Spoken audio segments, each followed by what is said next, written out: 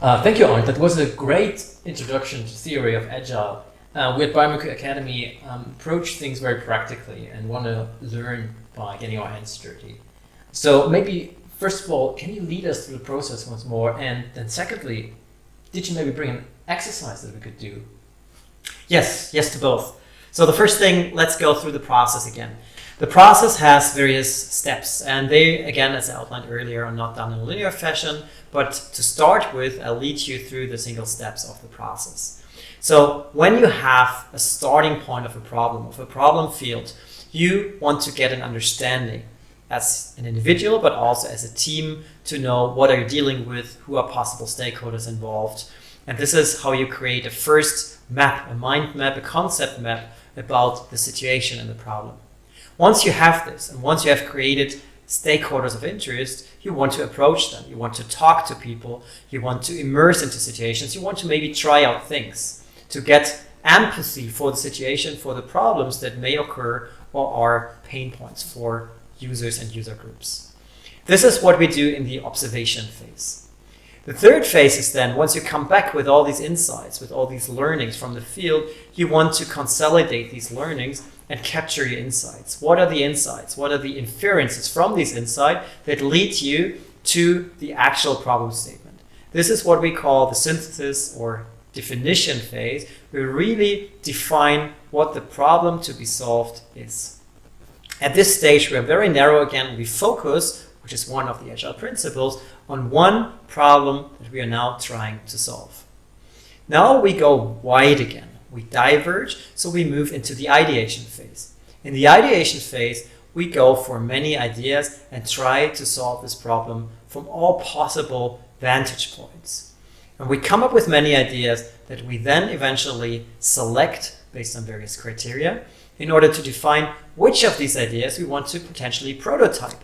So then we move to the prototyping phase, where we build these ideas and make them tangible. So we define what is the critical function, what are certain hypotheses based on which we create value, and these then we take in terms of tangible artifacts, what we call prototypes, to users in order to validate our assumptions and learn more about the problem and the solution.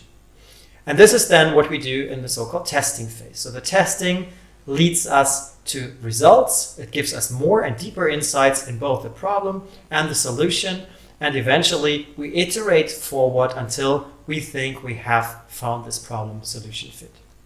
As to your second question, Fabian, an exercise, a great exercise is what we call the design dash. The design dash was created by Molly Wilson, a good friend and collaborator of ours. And this is an exercise that allows you as a group or as two individuals to go and experience that design process. Design thinking and user-centered and human-centered design in a very short exercise, 1 hour, where you start from a problem, you identify the needs, you create ideas and solutions, and you validate these ideas through testing. Awesome, let's do that. I will now guide you through the design dash, which was designed by our dear colleague Molly Wilson from the School of Design Thinking at the Hasso Plattner Institute. The design dash is a template that leads you through all the steps in a very concise and fast manner. Design thinking is best practiced with other people in a room, but you can also do it remotely. So in any case, now take the template that we provided down here for you, print it out or fill it in digitally.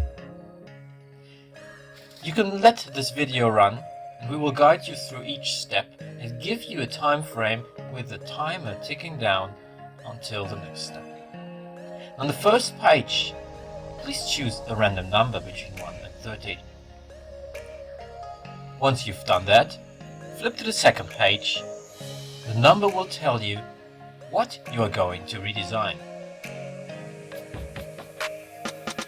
Did you find your challenge?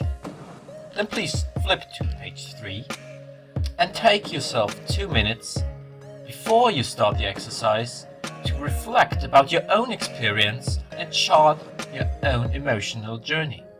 How does it start when you think about the experience that you are about to redesign?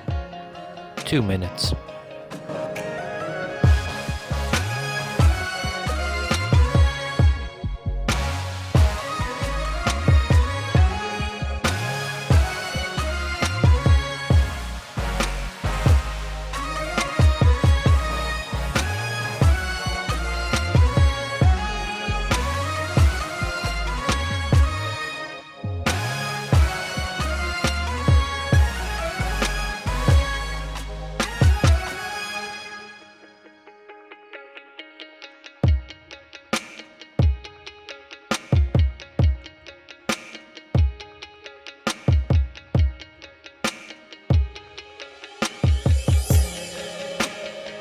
One minute.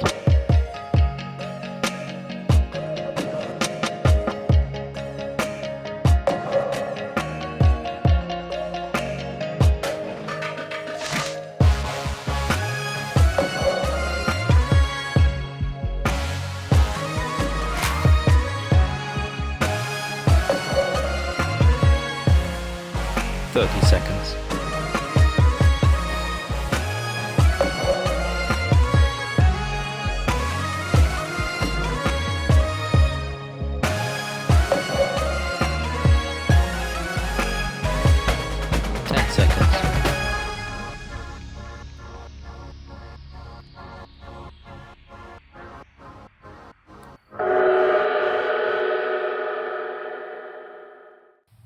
Now in the fourth step, connect to your team. You know how your own experience journey is. Now try to get to know who is your team, whom are you designing with, and how is their experimental journey. Please share 3 ways how all of your teammates connect to this topic. 10 minutes.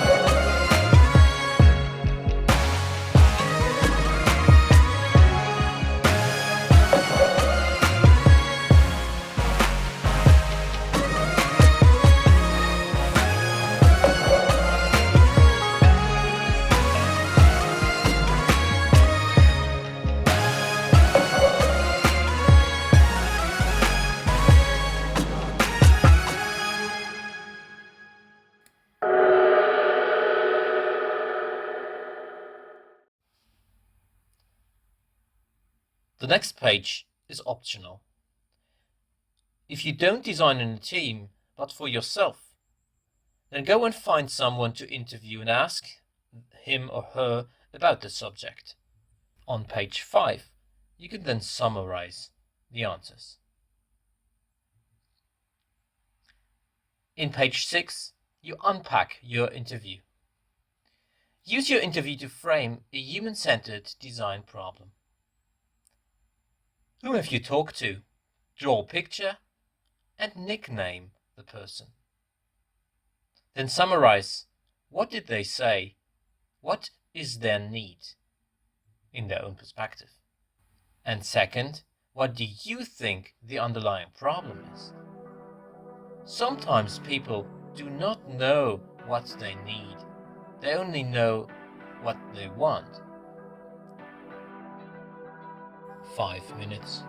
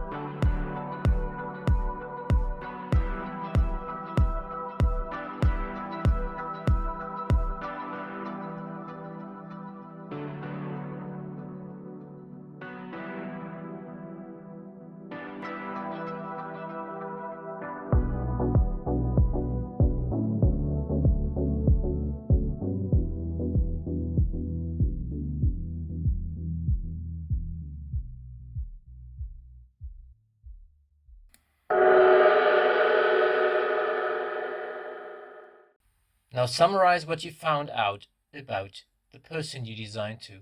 Who is the actor? He or her needs a way to, and now define the need. Now frame the conditions under which you design. What is the inside? What is the situation? What are the constraints? What is the because?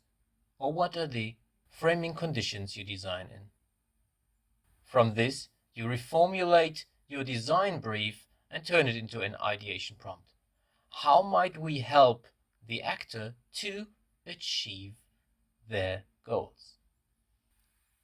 From this, you reformulate your design brief and turn it into an ideation prompt.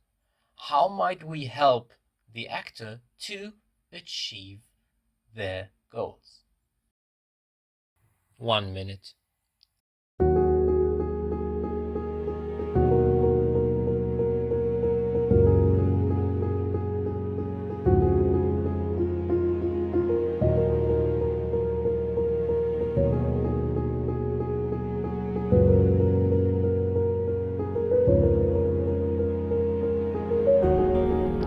Seconds.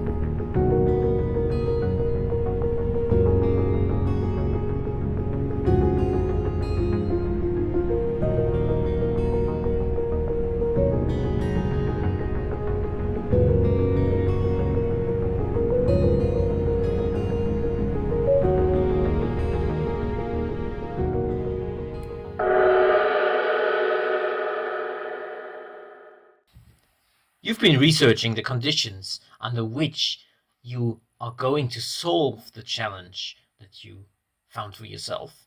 Now it's time to ideate. Defer judgment. Stay focused on the topic and think of the user. Go for as many ideas as possible and really go crazy. Dare to break the rules and break out of the box, because only this way something really new will come to life. 5 minutes.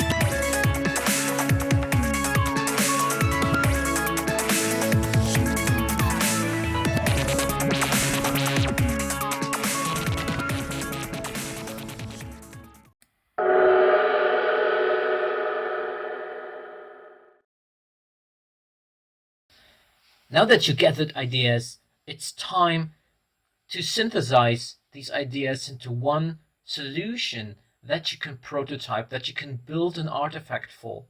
Make it tangible by using the objects around you, and once you've done that, draw a sketch here. 10 minutes.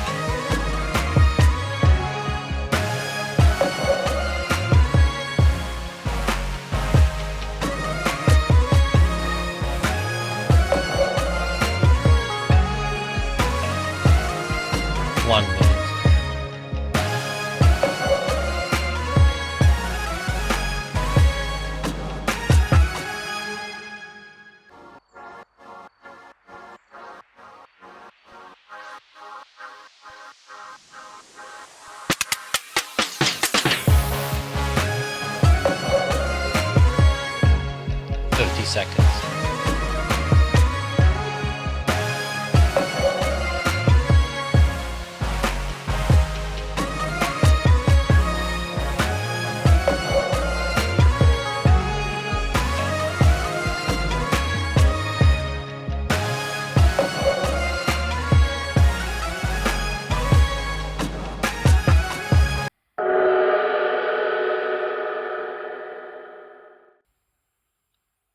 The prototype is meant to gather insights. Hand the prototype to the person you interviewed or show it to your team members. What do they think? Use this feedback grid to collect the insights that you gather. What has worked and why? What didn't work? Which questions do arise from that? And which new ideas do you get that help you iterate your prototype? 5 minutes.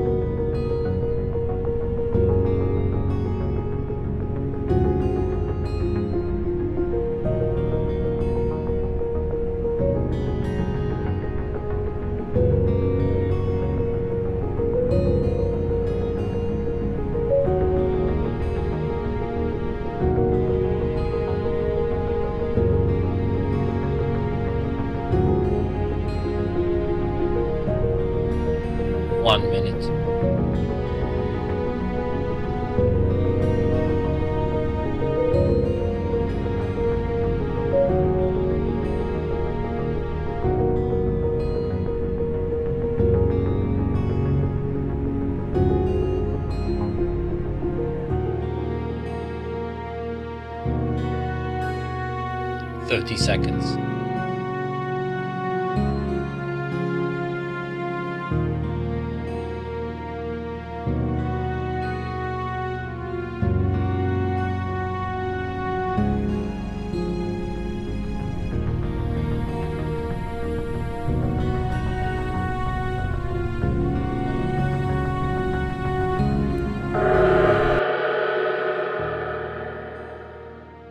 After you gathered this feedback, it's time for a last round to make your prototype into a solution.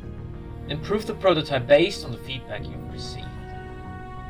You can change your assumptions that you had in the beginning, and you might come up with a completely different solution than you anticipated.